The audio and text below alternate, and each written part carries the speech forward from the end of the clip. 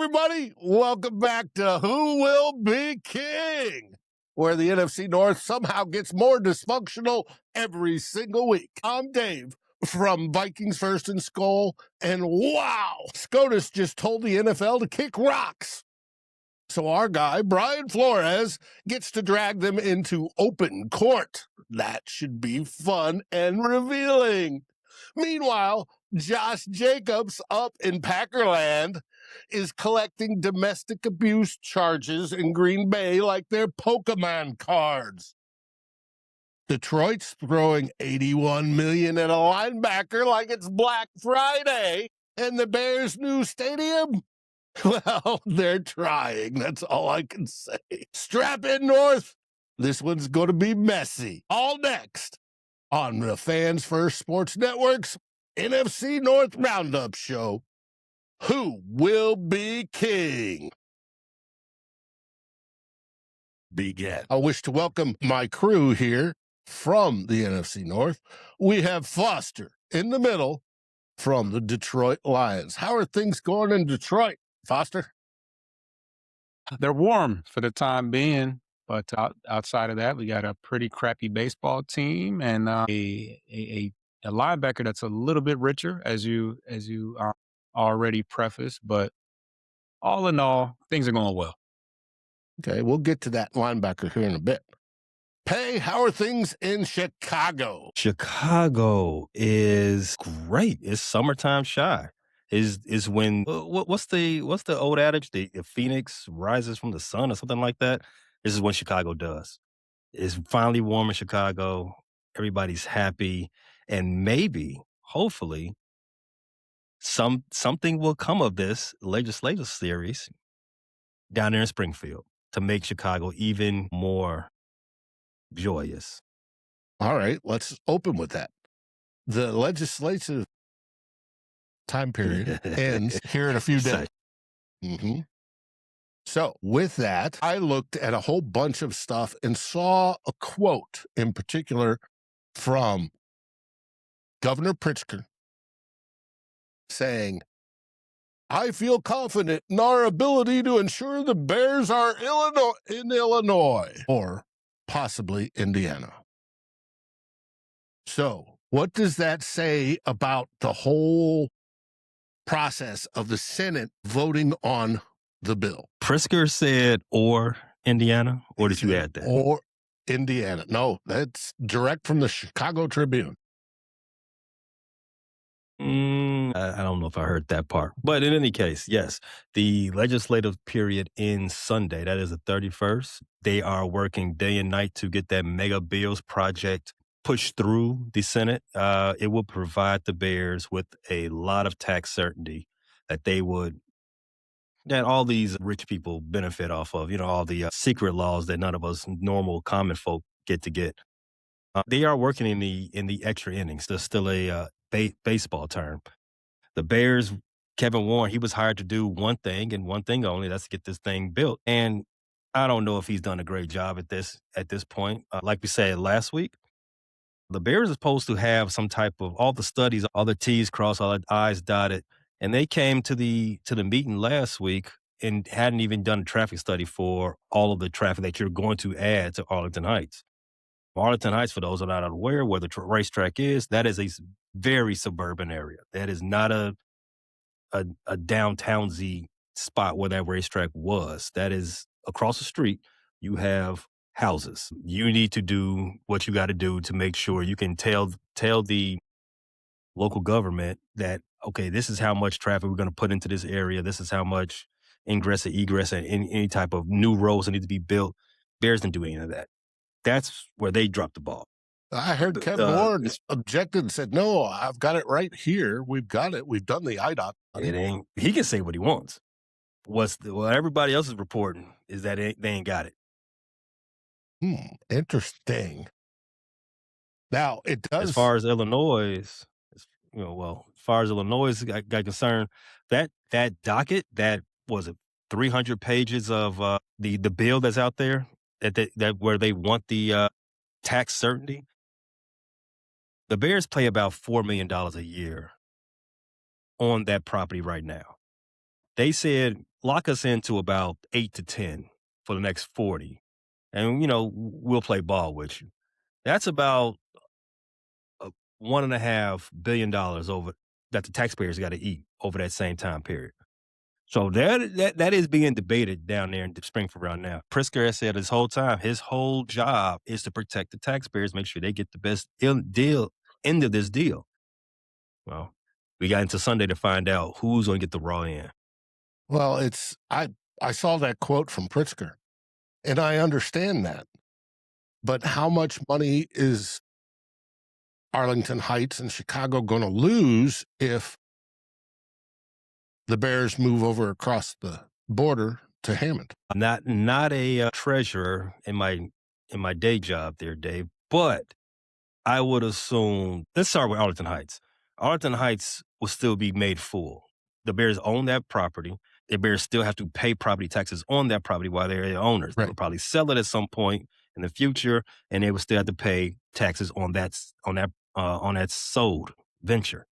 So Arlington Heights, they would lose nothing, so to speak. Now Chicago, maybe they lose some tourism dollars from the Bears, but the Bears still do owe Chicago for all the renovations on Soldier Field that are still due. And there is still some taxes that they still pay as well for that. However, Chicago is Chicago. They're not going to lose much tourism dollars if the Bears go across the borders. I mean, Chicagoans go across the border all the time to steal from Indiana. We go get our gas from Indiana. Go squares from Indiana.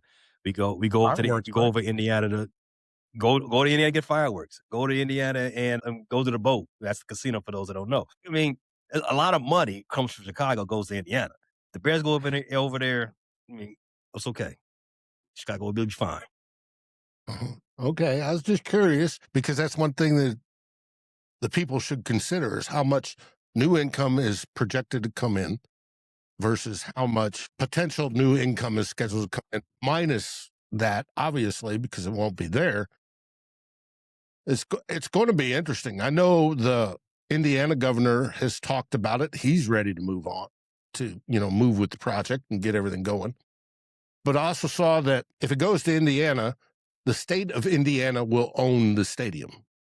Just like 31 teams, they own, they have some sort of governing board that owns the stadium. And I saw where people are saying, well, Chicago hasn't paid taxes on, Soldier Field. Well, doesn't Chicago pay rent to play in Soldier Field? And isn't part of that rent payment the taxes collected by the landlord? Not necessarily. They have a unique situation. The Bears don't actually pay rent. Neither do the White Sox. They both pay in a locally owned space, right? Owned by the Friends of the Park. They don't necessarily pay rent, so to speak, in the normal terms of what that means. There's an agreement. There is when you pay a certain amount of taxes on your tickets, and then the teams do still collect revenue from other special events that has there, and there is an agreement there. So it's not necessarily, at the end on the first of the month every day. I mean, every first of the month, make sure you run us this. It's not in that same vein. However, I would think what you spoke of earlier, the taxes that the Bears owe on Soldier Field, it is still that same thing. The renovation price tag that the Bears did, ask for 20 years ago. Right. That's still money. That's still out there. And that's a part of these negotiations as well. Now, if they go to Arlington Heights, will the team own the stadium or will it be governed by some Friends of the Stadium group, something or other? Especially since it intends to be covered and be able to do all sorts of events year round. The Bears will own all of those acres. They own it now. They own the plot of land. Now, if they get help in building some of that stuff, sure, and you'd probably pay that back in some other way. But no, the Bears will be complete owners of that land, of whatever they build, and they would get all the proceeds, all the revenue that comes off of that. Similar to what's going on over there at Wrigley Field. The owners of the Cubs, they bought the team, they bought the stadium. and they bought up a whole bunch of land around it. A hotel across the street, the restaurants, all of that stuff, all going right into their pockets and into Trump's. And just to think I was going to bring up Jackson Dart later. But anyways, I find it interesting, the whole stadium issue, because I helped fight for Minnesota to get a new stadium years ago, and we did so successfully. But Minnesota owns U.S. Bank, not the Wilfs.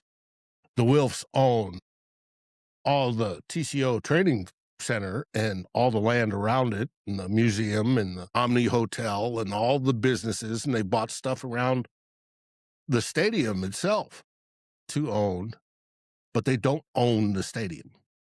And from what I gather, all but the Patriots are basically community owned. Now, I read where SoFi is a little bit of an exception to that, because Kroenke, who owns the Rams, bought supposedly the land that it's on. So, and it's interesting. We hope next week to have a decision whether you're going to be the Chicago Bears from Arlington Heights or the Hammond Huggables from Hammond, Indiana. Also add in that another fun name that I've been dancing around because of the site in Indiana. That's kind of disgusting. Might want to call it the bubonic plague bears. Okay, yeah, but the one thing that Indiana has to do is clean up the site, from what I gather. You're going to spend more money? It's a lot of more millions. Cost of doing business. I don't know. That's where it gets funny. And if the Bears do go to Indiana, they're still going to be headquartered at Hallis Hall, from what I read, which is in Chicago. Not really, but Okay. close enough.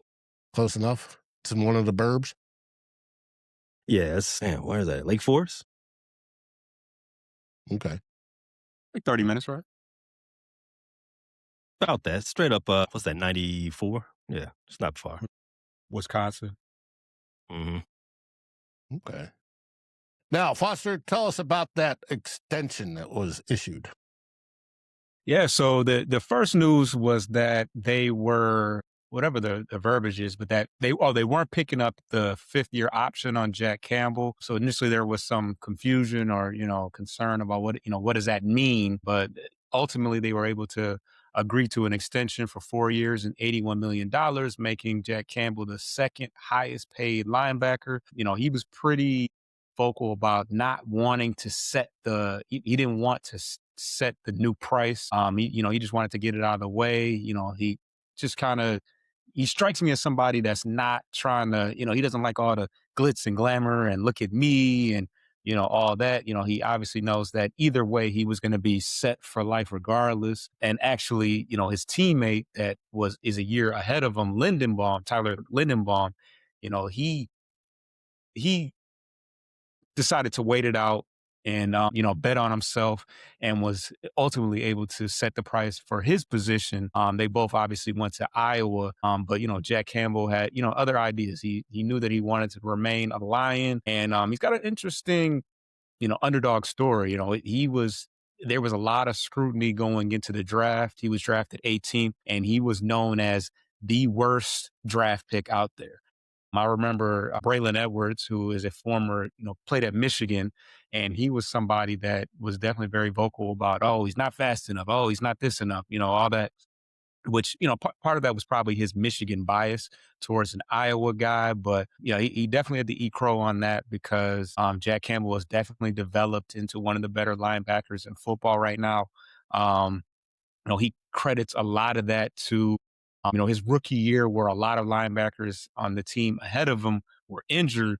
So he was kind of thrown into the fire. Gotcha. Yeah, he was thrown into the fire from day one. So he was able to learn a lot quick. And, ultimately, he's kind of had the keys for a little bit as far as running the defense. Obviously, Alex Anzalone is now with Tampa. So that really opened things up for him to be the captain and the guy calling the shots. So, he's definitely prepared for that. He's made a nice progression and, turned himself into, one of the better linebackers in football. And he said he kept his receipts. A lot of people had a lot of naysayers. They asked him about, are you like Amon-Ra St. Brown? Everybody that was picked ahead of you. And it's like, not quite to that extent, although there probably weren't a lot of guys. I mean, he still was first round pick, so there weren't a whole lot of linebackers ahead of him. But, it's something that sticks with him, and it's going to keep him, it's going to help maintain his hunger, is that, they counted him out and said what he couldn't do, and he was able to defy the odds. So, yeah. That's it. Well, I'm happy for you guys. Big deal.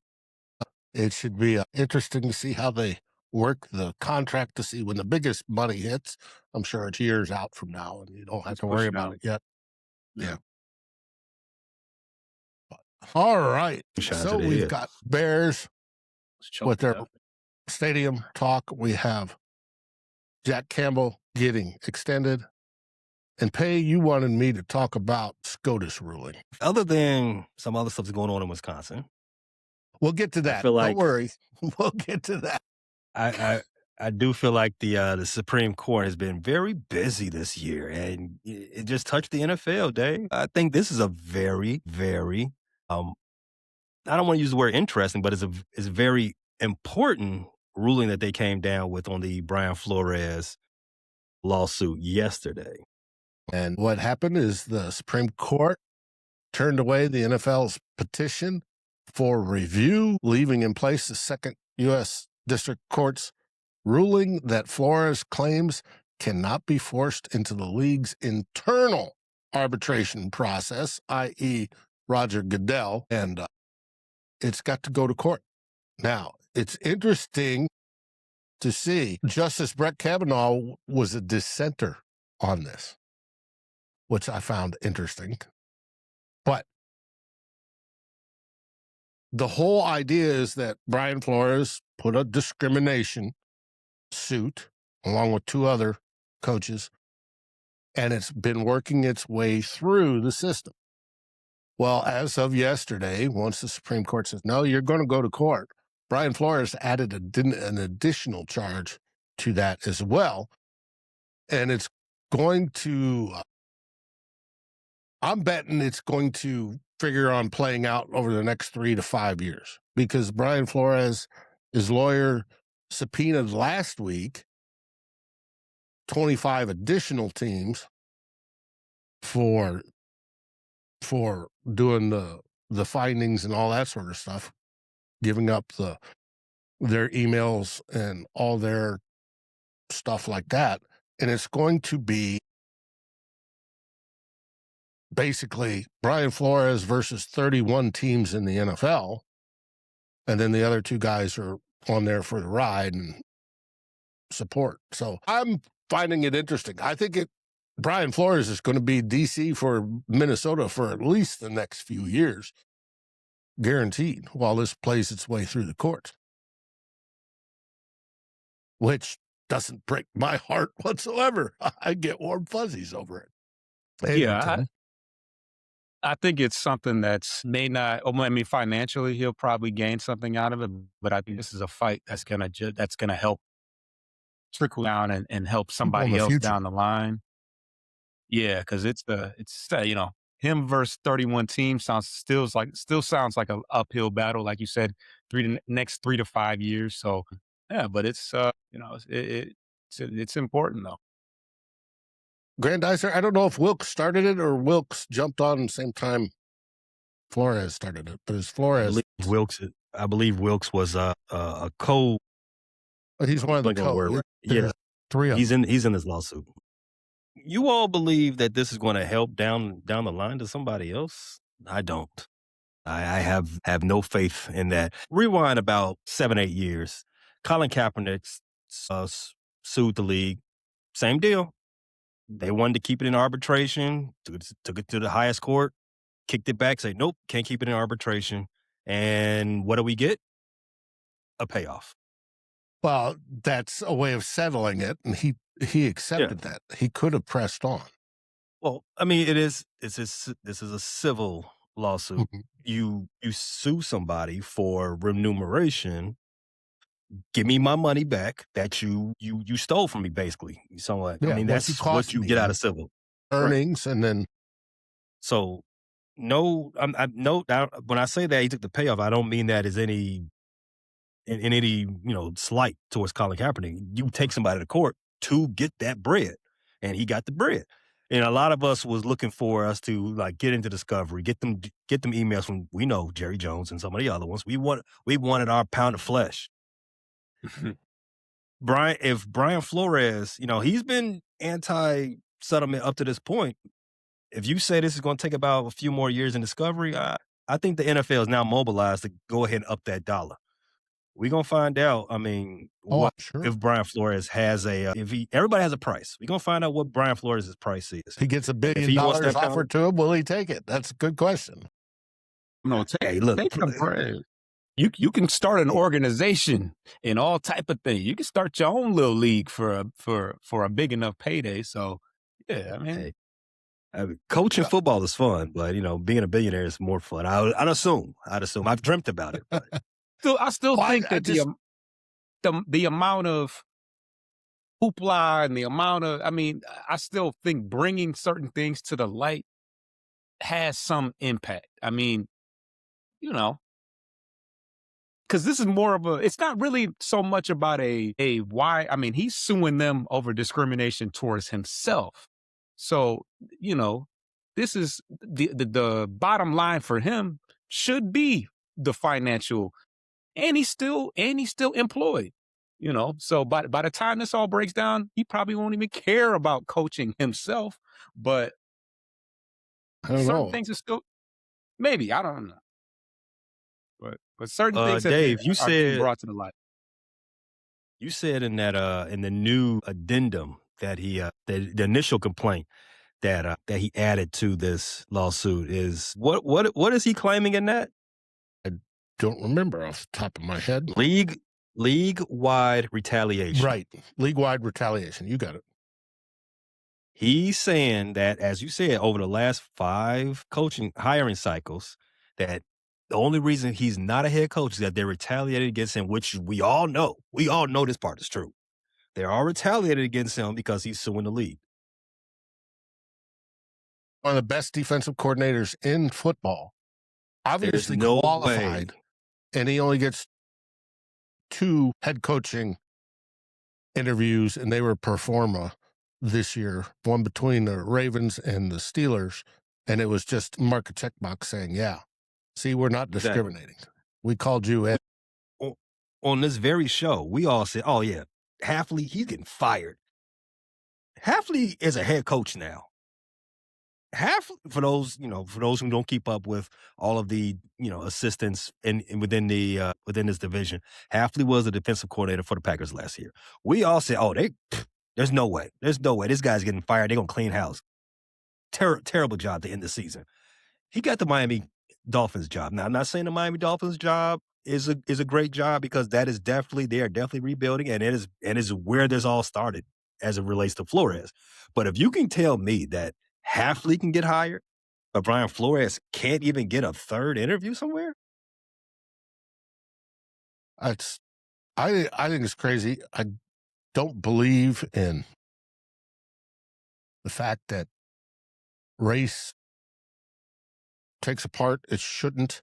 It should be a meritocracy. And if you can coach football and do it well, you should get hired to replace somebody that did not do it well. Period. Always been that way. But hey, now people are telling me, yeah, but you remember how he behaved in Miami? I do. I don't mean to dominate the mic here, no Diddy, but since everything that's happened since his time in Miami, wasn't he right? I mean, Tua did suck. He did. And there's a quarterback battle in Atlanta now because Tua's moved over to Atlanta. Feel like he's been vindicated, at least. Tua's garbage. It's just panic. Left-hand quarterbacks. Why they got a monopoly on left-hand quarterbacks in Atlanta? They're going to be terrible. It's going to be funny. I want to thank the guys that are in the chat. We got Broski Bear, we got Grandizer, Doc Proto's in the house. We have T-Bass. Good to see you again, T-Bass. We got Tim Lyons is here, Bob Swede. Hi, Bob. And I think that's just about everybody that's piped up. Norsefius is here. He's taking a break to watch. That's great for Norsefius. Daniel's here. You guys are always, always welcome, even when we're talking non-football issues like stadiums and Brian Flores' lawsuit and stuff like that. It's not directly related. But we'll get to directly related after the break. So get your Garrett's popcorn ready and join us after we come back. We have one more non-football item to discuss. And this happens up from, for me, the team to the east. For Pay, the team to the north. For Foster, the team to the west, i.e. the middleman. Canada. Josh Jacobs was arrested and charged with 5 counts, and they're serious counts.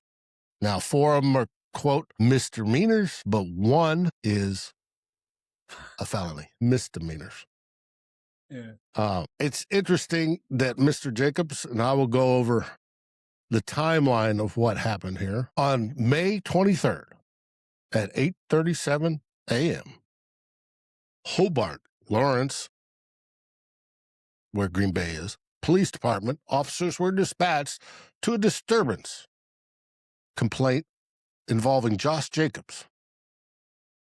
The exact nature of the call has been elaborated on, and it was beyond a disturbance. On May 26th, news broke via The Athletic that he had been arrested. Tom Pelissero also broke it as well. The 5 charges include intimidation of a victim, misdemeanor, disorderly conduct, domestic abuse, misdemeanor, criminal damage to property, domestic abuse, a misdemeanor, battery, domestic abuse, a misdemeanor. Boy, there's a whole lot of domestic abuse in here. And strangulation and suffocation. That's the felony. That's what could put him in jail for quite a while. But I want to state emphatically, he is innocent until proven guilty. Could it be that his supposed girlfriend that this happened to made up these charges? I have no idea. His lawyers, in a statement, claim it's absolutely, positively no way did this happen. So it's going to have to be resolved in court. Now, originally he was held for a while. He has been given bond, and he's out. But it's not the sort of thing, I would think, that if you're Brian Gutekunst and Matt LaFleur, that you want to have to answer a phone call for. Hey, you got any observations on this? The Packers have been losers for 171 days, guys. 171 days. And it's 109 days until they start the season 0-1.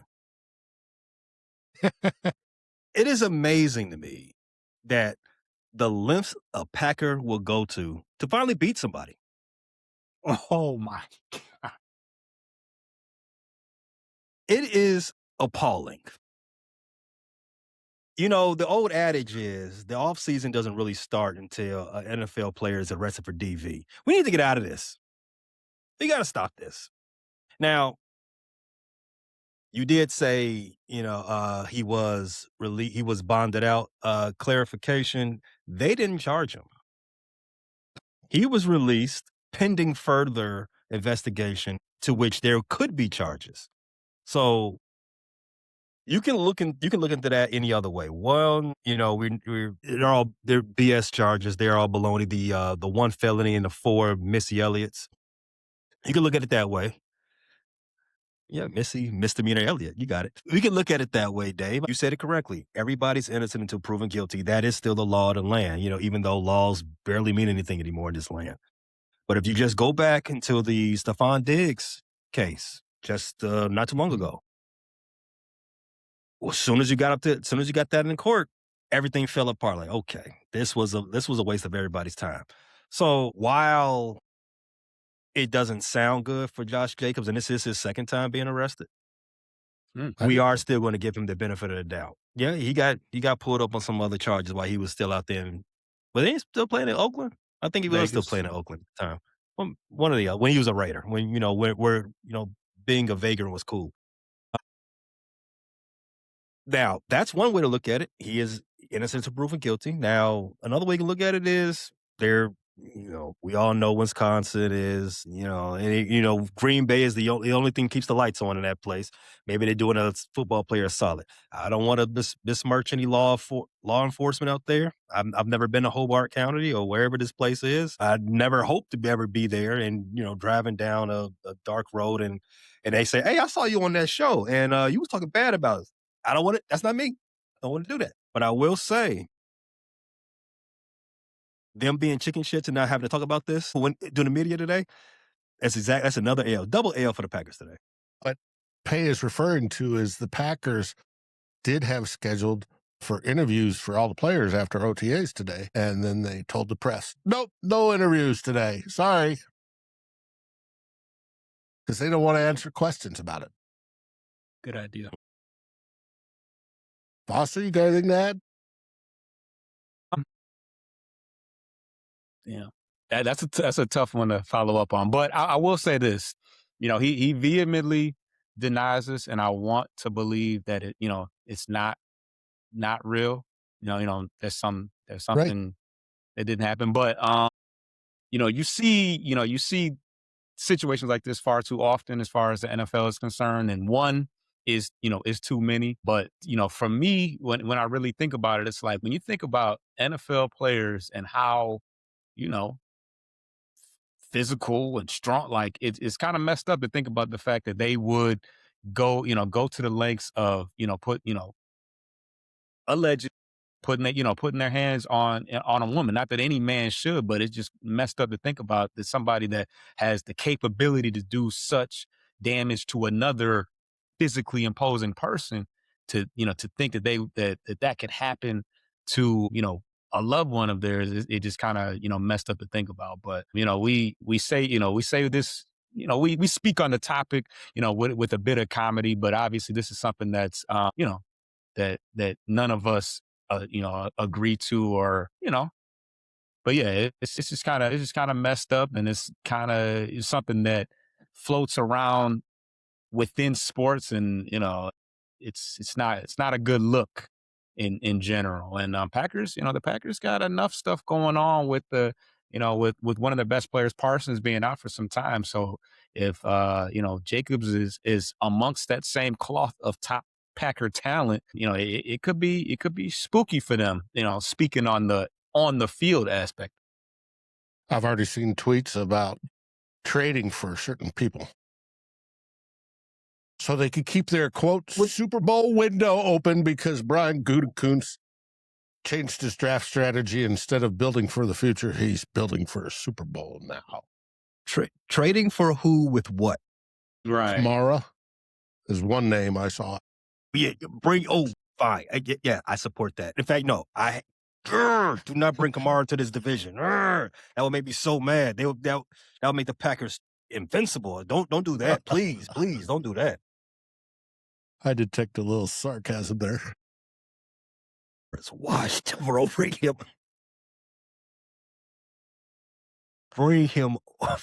through. Run him through the dryer. But it is what it is. Now, in other Packers news, they did start OTAs this week, just like everybody else. And it's going to be interesting to see who gets jobs up there in Green Bay and who gets hurt early, I would think. But that goes across the board for every team in the division. Now, with OTAs starting, I'll hop over to my team real quick. Looks like we have an actual QB battle between J.J. McCarthy and the wee widow one, Kyler Murray. We've gone through 2 days. Both gentlemen have been out there. J.J. McCarthy has taken reps with the ones. Kyler Murray's taking reps with the twos. Makes sense to me. We're early. Kyler Murray's got to learn the offense, all that sort of stuff. JJ's got a leg up on him on that. Probably a couple feet as well. But today after practice, they both were available for interviews. Do you think they stood next to each other and answered questions? No, they were apart from each other, and the press had to go back and forth to answer questions. Heady play from the Vikings to make them both available at the same time. I like their game. It's just it was definitely interesting. Now, Alec Lewis of the New York Times, The Athletic, talked about how each was asked, what does it, like to be in the same room? And J.J. McCarthy says it's no different than high school. He sits over there, I sit over here, and the coaches teach us. And that's not verbatim, but it's close. And so they asked that of Kyler Murray, too, the wee little one. And he says, well, it's nice to be here to help J.J. McCarthy.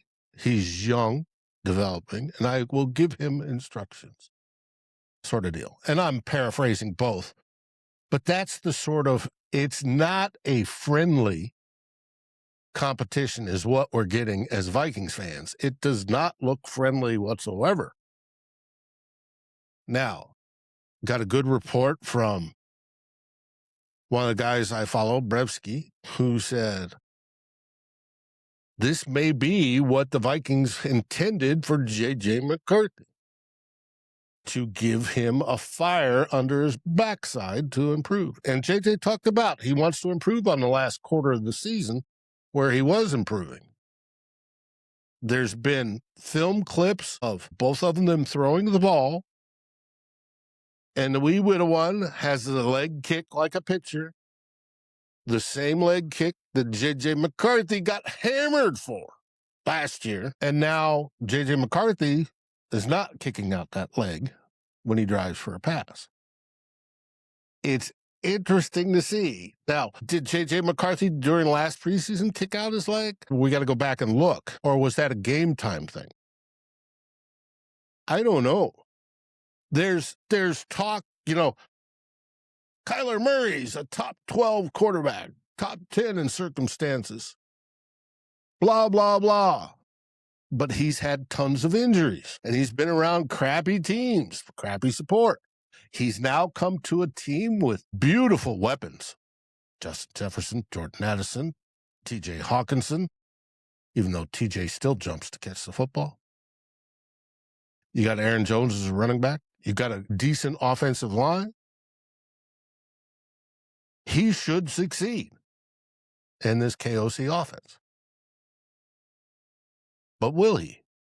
Then you have J.J. McCarthy, who had a miserable year last year. He was improving towards the end, but he dealt with injuries. Well, both of them deal with injuries. They've got a whole history of injuries. So it's going to be interesting how this works out. I suspect we'll see J.J. McCarthy taking reps with the ones. When it comes to July, end of July, when we go to training camp, let's see who's taking the reps with the ones. I got a question. Paint the picture of where the kick is on the throw, on the follow through, or where it's on the follow through. It's like you've seen a pitcher throw the ball. Obviously, you track your Tigers, and when a pitcher comes through on the ball, his back leg kicks over and comes through. Okay, that's the same thing with a quarterback. Quarterback does it, winds up, throws the ball, steps off that back foot, throws the ball. It's his back foot that comes up and kicks forward. And does that display a lack of balance or? It can cause the ball to be Sale? off target. Gotcha. Quarterback coaches want you to keep that drive foot on the ground for as long as possible. It's going to come off eventually, but they want to keep it on the ground as long as possible. I find it interesting. It's sucked up all the other news from OTAs. There's, a few other guys that are looking good. We've got Demings is standing out. But we're only 2 days in. And it's phase 2. They can't touch each other yet. And Tim says, I just hope for Jenna's sake, they find a QB and you're not wasting his talent. Yeah, I agree, Tim. I agree wholeheartedly. But T-Bass saying JJ is much better isn't saying much. Yes, T-Bass, you're right. But he's only played 10 games. That's the best possible scenario is JJ being better. It does. Is there any notable, people that's not in attendance? No, we got everybody. Okay. There's questions about Justin Jefferson not being there, but he was there this morning. It would help if everybody's on the same page when it comes to passing and catching. Yes, it would. And it can't work on chemistry with Justin Jefferson if he's not catching balls from you. And we saw that a lot last year. I know. With your quarterback. And J.J. McCarthy and Justin Jefferson have thrown balls in the offseason together. There hadn't been any times where we've seen that we would have won in Justin Jefferson throwing balls. We've seen him with Jordan Addison, but not the other one. Chevy asked about Hitman is. I'm betting he's coming back, but it's going to be a post-June 1st decision. Take your time. I don't know what that means. He doesn't need to be there. He's an aged vet, so who cares? Yeah, he knows the place. Profounder. T-Bass, love your observations. Well, there's JJ, and then there's 9. 9, yes. And I agree. 9 is, you don't need to be the alter ego. You don't need to be, I'm 9. Just get the ball to Jay. 9 is the guy from all the memes. Mm-hmm. You got to get JJ better. But he started that after we beat your butt last season. A lot of good he did. Fourth quarter, comeback. The one few games that you did not have a comeback in. Yeah. You know what? We were winning that game. You were. Now, speaking of which, I'm going off topic. I was listening to a podcast and they talked about the over-unders for wins. Foster's team, the Lions, are projected to win the division. I can see that. And then came, I want to say, the Packers, and then the Bears, and then the Vikings. Vikings were the lowest at 8.5. What I heard was it is possible that the Vikings win the division this year, and it's quite possible if everything works out. That goes for everybody.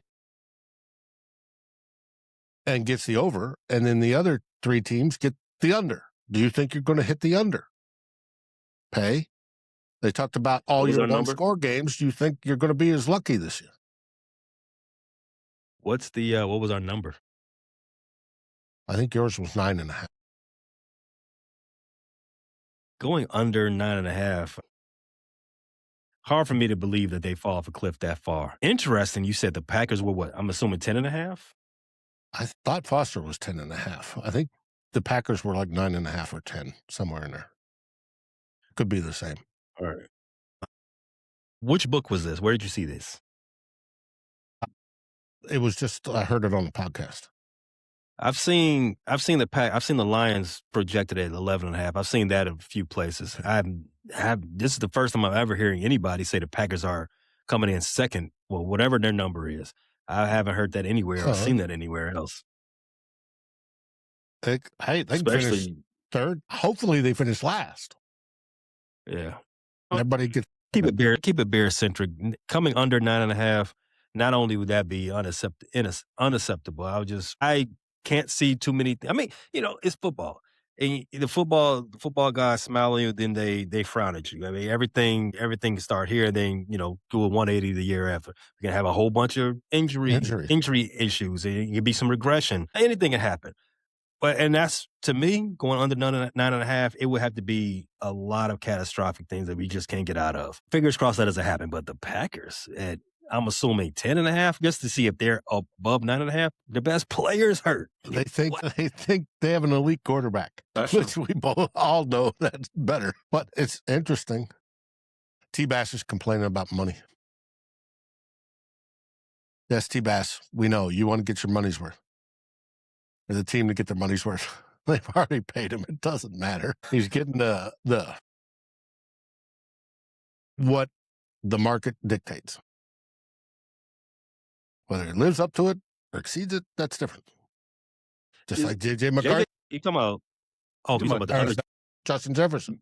Yeah, J.J. The other J.J. 2 touchdowns last year. You don't. Yeah, I mean, you all don't think he's worth it? Good. No, I think he's worth it, without a doubt. I'm just telling you, T-Bass's view, how he views it most of the time, or at least it conveys to me that's how he views it. I mean, you throw him the ball, he's going to catch it. I mean, that's how he delivers his worth. I mean, also true, he does dress like a Beatle. I mean, yes. Ringo. Think I'm stuck. Biggs, I hear you. But I don't know. Now, is there anything happening in Chicago at the OTAs we should know about? Pay? The only big news so far, in fact, I don't think Chicago, we don't even report until the first, but going into the OTAs, Kyler Gordon, he's hurt again. Not good. Soft tissue injury again. And just like last year, they're being very cryptic on what type of soft tissue injury. It's just like Jalen Johnson. He came into training camp. Oh, he's hurt. We don't know. We're not going to be definitive on what kind of injury it is. We're not going to say what kind of timetable it is. But the words they use, he was out until week 3. And they're doing it again. They're just not giving us all the information, and these players are just getting hurt, doing God knows what when you're not even on the football field. If this isn't a groin injury, we're gonna have to have another talk. You guys got to start insuring your groins. You got to stop whatever you're doing in the off season. That's just messing up your groins. Stop. Shout out to Jalen Johnson because he got married, so I'm sure his groins are in good hands now. Good news for the Bears. Okay. He's like nothing else to say about that. Gentlemen, Foster, unless you got anything to add from your OTAs. I mean, we got some storylines. We got a brand new offensive coordinator, so that's always a big deal. We've already had to get rid of one since Ben Johnson, so let's give it another shot. We got some defensive changes. We're moving from the 4-2-6, if my math is correct, to the base 4-3. So that's something that is different with our DC. They did make it to this year, Kelvin Shepard. Got to see how it's going to look for Penei Sewell over on the right, on the left side of the left side of the offense, and obviously Mr. Miller's taking over. Blake Miller's taking over the right side. Outside of that, obviously got some rookies coming into camp, so that's always getting the first look at those guys is always something to see. So yeah, outside of that, improvements for the second year guys. Tyleek Williams and Isaac Tesla, he's got a bigger role this year, and everybody else. So just the basic, run-of-the-mill storylines to keep an eye on. Yep. And OTAs will run through next month, and then we'll get the month off of not doing anything. Except for watching the police blotter to see if any more Packers get on it. With that, any final words, gentlemen? That's it. Where can they find you, Pay? For us, to the Chicago Sports Fan Channel, where we get all the Chicago content, sports and otherwise, located on YouTube and anywhere you get your podcasts, Apple Podcasts, Spotify, iHeartRadio, and all the such. Check us out. Foster, where can they find you? Bleachers to Speakers. You can Google us. We will pop up. Subscribe to the channel. We got a lot of Detroit sports topics that we touch on. Road to 1,000. Trying to make that push. And June may have a new schedule soon. So maybe we can get in some more shows. I don't know about the NFC North on Wednesdays, but we do have we did finally break down the schedule. So that show is out there, and every Sunday, breaking down the Tigers as they break me down emotionally. Vikings versus Skull. We'll have Tyler tomorrow at 6:05 Central, and I'm sure he's going to be talking OTAs, and then Darren and myself on 2O Bloggers on the weekend, and we'll be covering all the happenings in Vikings land over the week in the long form format that we do. With that, gentlemen, what do you say in Chicago? Bear down. Uh-huh. Let's see if I can get the Bears. like that. Foster, what do they say? It's Detroit. One pride. And of course, in Minnesota, we say Skol Vikings. Thanks for watching. Like, subscribe, and rate us on your favorite podcast aggregator. Thank you for listening to this NFC North group effort on the Fans First Sports Network. This has been a frustrated Chicago sports fans, Bleachers to Speakers, Vikings First and Skol, and of course, the Fans First Sports Network production. Thank you for listening.